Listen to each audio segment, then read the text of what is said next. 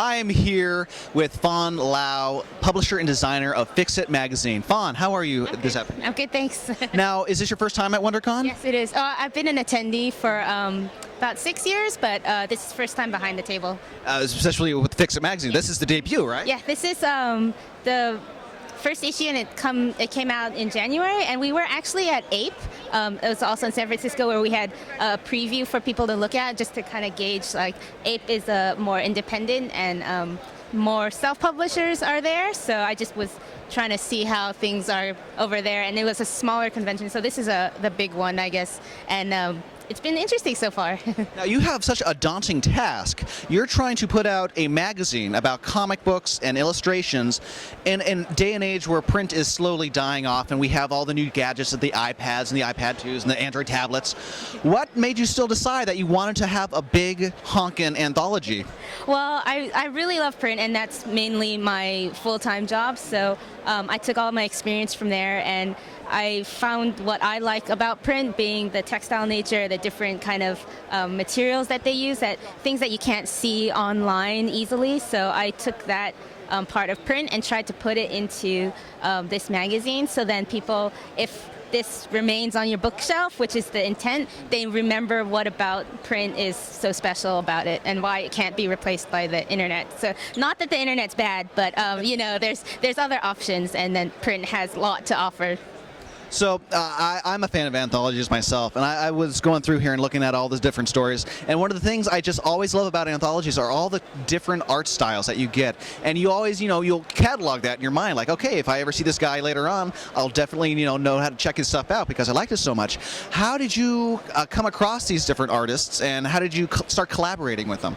Well, I really like the artist community, and I've been in it, even though I'm more of a designer, but I always considered myself more of a critic of art. I had done art before, but I didn't have the patience, I think, for it, so I know how to appreciate it. And so at first, I do have a lot of artist friends that I could turn to, but I wanted to give other up-and-coming artists an option, because print is dwindling. I didn't think there was a lot of options for them to grow out of after they graduate, so I did a submission process to find the artists. Partly because I'm a little nosy and curious, because I have my friends that I always see, but then I want to know what else is out there. So if you have an open submission policy, you can see much more than your own little circle. So I had an open submissions, and I put it on other artist sites, community sites, so then people can see it, and then just word of mouth from my own friends telling other people.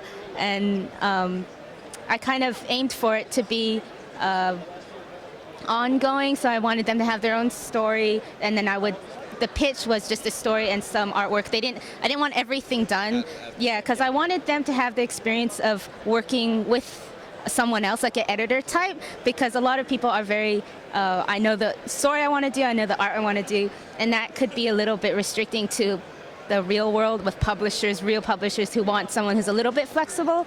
So in a way, I wanted to gear this towards a little middle ground before going into the big leagues, if there's ever a big league option for them. So it's kind of like training grounds, I guess. Now, if fans want to know more about Fix It magazine or submit their own pitches and artwork, where can they find you on the web? At fixit.mag.com. So right now, we've already solidified all of year one. So when there's a next year, all that information will come up, and new submission guidelines and things like that would come up later on that website. Yeah. Well, Fawn, thank you so much for your time. I really hope that this is able to flourish and be here centuries down the line, because it's such a great idea, and it's unfortunate that in this day and age, not that many great anthologies with such diverse art is coming out. So thank you so much for contributing and helping usher in a new generation of artists. Thanks for having me. Oh, no problem. Fawn Lau, everybody.